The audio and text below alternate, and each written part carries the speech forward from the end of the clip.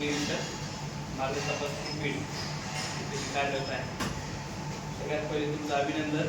तुम्ही चालक पदात वाहक पदात आला. चालकापेक्षा वाहकाचं नक्कीच काम सोपं आहे, त्याच्यामुळे तुमचं आधी हार्दिक अभिनंदन. तर सगळ्यात पहिले आपल्याला ट्रेनची तुम्हाला माहिती नाही, त्याच्यामुळे तुम्हाला पहिले जुन्या पद्धतीच्या ट्रेनची माहिती देतो. अजून त्याच्यानंतर तुम्हाला केसेसची आणि आपले तिकीट कसे कोणकोणत्या प्रकारचे आहे त्या प्रकारची मी तुम्हाला माहिती देणार. तुम्हाला काही अडचण आली नंतर विचारा, तुम्हाला मी सगळं सांगतो. कालवा करू नका, एकेकाने विचारा. सगळ्यात पहिले मी तुम्हाला आपलं तिकीटचं ट्रेनचं तिकीट कसं असतं ते दाखवतो.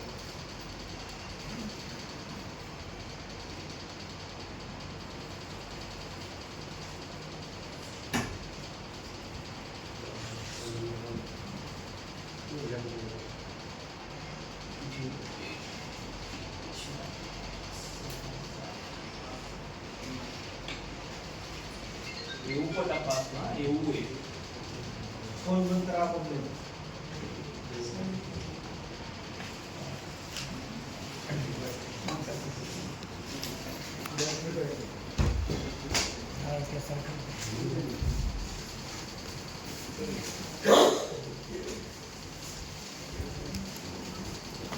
काळजीपूर्वक बघा. तुम्हाला हे पुन्हा खूप वेळेस कामाला येणार आहे. पुन्हा कोणी तुम्हाला शिकवणार नाही. तुमच्याकडून एकदा ट्रेनिंग घेतली, तुमची सही घेतली म्हणजे तुम्ही सगळं पूर्ण प्रशिक्षण घेतलेलं आहे. आता तुम्हाला ज्यावेळेस पाठवतील त्यावेळेस तुम्हाला असं मानता येणार नाही की मला तिकीट नाही, ते मला समजलं नाही.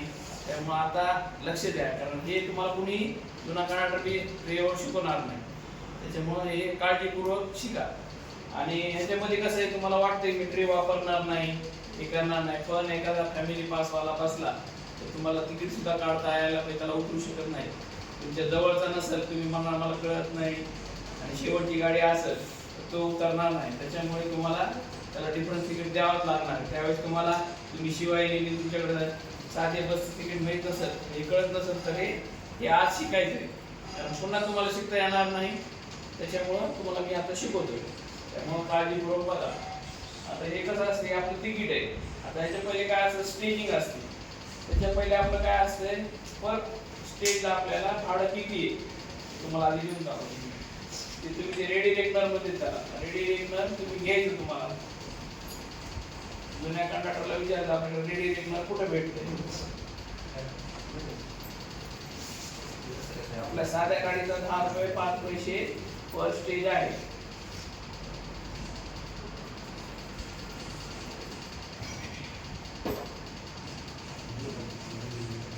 रेडी रेग्युलर म्हणजे काय? रेडी रेग्युलर म्हणजे तुम्ही चार्ट बघितला का, की त्याच्यावर पर स्टेजला किती रुपये तिकीट पडतात तुम्हाला ते दाखवतो मी. माझ्याकडे आहे व्हॉट्सअपला, तुम्हाला स्टेज पट्टी वेगळी आणि किती ह्याला किती भाडं येईल हे वेगळं. ते वेगवेगळ्या म्हणजे शिवशाहीचं वेगळं, याचं वेगवेगळं रेग्युलर असतं.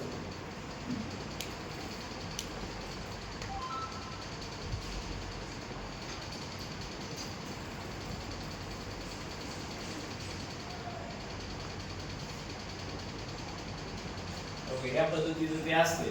तुम्हाला ते सगळ्याकडे कर्नाटककडे जुन्याकडे भेटेल. त्याला रेडी रेग्युलर म्हणजे याच्यावर पर स्टेज किती भाडं आहे. तुम्हाला हे आपल्या साधी वस्तू दाखवतो किती आहे. एक स्टेजला इकडे स्टेज आहे बा, आता स्टेज इकडे साधे भाडे, साधी गाडी आपली परिवर्तन, आणि इकडे शिवाई. आता स्टेज मध्ये आपले पहिले एक स्टेजला किती भाडे साध्या गाडीचा 11 रुपये, दीड स्टेजला किती आहे 16 रुपये, 2 स्टेजला किती आहे 21 रुपये, अडीच स्टेजला किती आहे 26 रुपये, 3 स्टेजला किती 31 रुपये, 3.5 स्टेजला किती 36 रुपये, 4 स्टेजला 41, 4.5 स्टेजला 46, 5 स्टेजला 51, 6 स्टेजला 61, 7 स्टेजला 71, 8 स्टेजला 81, 9 स्टेजला 91 आणि 10 स्टेजला 102. आता हे साध्याचं भाड आहे. आता शिवाईचं भाडं घेऊ आपण. शिवाईला एक स्टेजला 17 रुपये भाडं आहे. तिथं आपण एक मिनिट.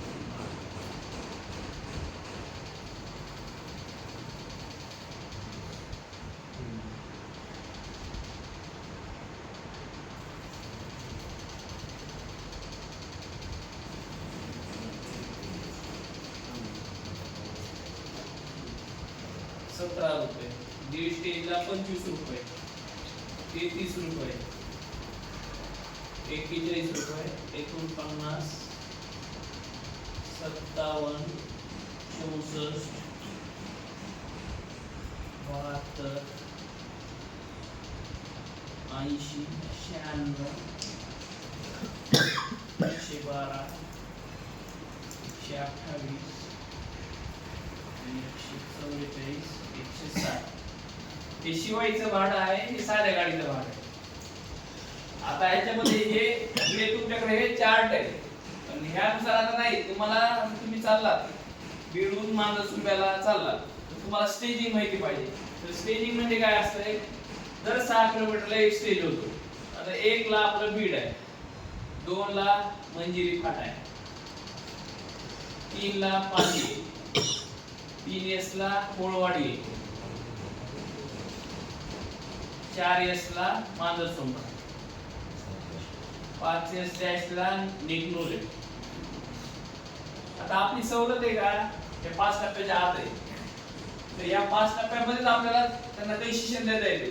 जसं आता बीडून निघाला निगनोरला किती तिकीट पडेल, हे 1 मायनस करायचं. 4S मधून 1 गेला, 3S म्हणजे याला 36 रुपये भाडं पडते. त्यावेळेस तुम्हाला काय करावं लागेल, तिकिटाचं लाल 30चं घ्यायचंय, 6 रुपयाचं ब्लॅक घ्यायचं आणि तिकीट 36 रुपयाचं त्याला द्यायचं. तर त्याला पंचिंग काय करणार तुम्ही, 0 1 आणि उतरायला कुठं 0 4S, 0 हे 4 हे S. ही पंचिंग करणं गरजेचं आहे. तुम्ही काही कंडक्टर काय करतात, पहिले त्याला समजत नाही, तो तिकीट फाडतात आणि देतात. हे फाडणं म्हणजे तुम्हाला ते तिकीट पूर्ण वापरणे, त्याच्यावर तुमची केस घेते, तुम्ही काही करू शकत नाही. तुम्ही नुसतं तिकीट फाडून त्याच्या हातात दिलंय हे जमत नाही. हे पंचिंग असणं महत्त्वाचं. हे जर पंचिंग नसेल, तुम्ही त्याला काही करू शकत नाही. तुमच्या मनात हेतू हा आहे की तुम्ही रिइश्यू तिकीट करायचं आहे. त्याच्यामुळे हे पंचिंग असणं महत्त्वाचं आहे. आज बीडवाले सोडतील, पण तुम्हाला नगरवाले, पुण्यावाले, मुंबईवाले सोडणार नाही जर तुम्ही जर पंचिंग केली नाही तर. त्यामुळे हे पंचिंग असणं महत्त्वाचं आहे. आता जसं आता 2 बसला मांजरसुंब्याला चालला, किती स्टेजचं भाडं पडणार येथे काढता कोणाला,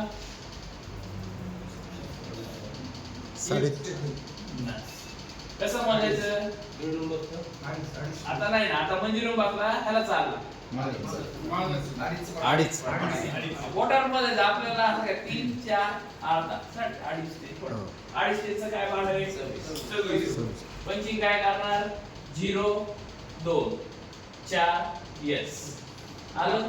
आता कोळवाडी ते निगनूरला जायचे, किती भाडं पडणार. आता काय आहे बघा, हे डॅश असलं ना 2 स्टेज नाही, हा डॅश आला ह्याला पुढे ढकलायचं. हा 5S डॅश म्हणजे काय, ह्याला 6 घ्यायचं, ह्याला 3S व्हायचं. ह्याला जर असं असतं 3 डॅश ते ह्याला 3 धरायचं, हा 3S म्हणजे ह्याला 3च धरायचा अर्धा. हा तुम्हाला सांगतोय 4 आणि 12 आणि 8 आणि हे लक्षात ठेवायचं. हे फुल झालं, हे 4 आणि हे 8 आणि हे 12 आणि हे रुपये, हे लक्षात ठेवायचं. 4 आणि 8 आणि 12. तर आता हे काय झालं 3S, ह्याला 2 टप्पे नाही म्हणायचं, कारण ह्याला आपण पुढे टाकलायला लागलो, 6 ला घ्यायला लागलो. 3S आणि 6 2.5 टप्पे होईल, 4 5 6 2.5 टप्प्याचं भाडं किती. पंचिंग काय करणार, 0 3S 3 इथं S, इथं काय करणार 0 6. याप्रमाणे तुम्हाला पंचिंग करावं लागेल. आता तुम्ही वापस यायला लागला, समजा इथून आता तुम्ही वापस आला, अशीच पंचिंग करायची नाही, पुन्हा तुम्ही रिटर्न यायला. तुम्हाला ट्रिप काय फक्त निगनूरची ट्रिप होती, म्हणजे तुम्ही तीच पंचिंग करणार नाही. त्याचा अर्थ काय होतो, त्या पंचिंग वर तुमची केस घेता येते, याचा अर्थ रिइश्यू होतो. तुम्ही पंचिंग चुकलात की तुमची रिइश्यू केस झाली.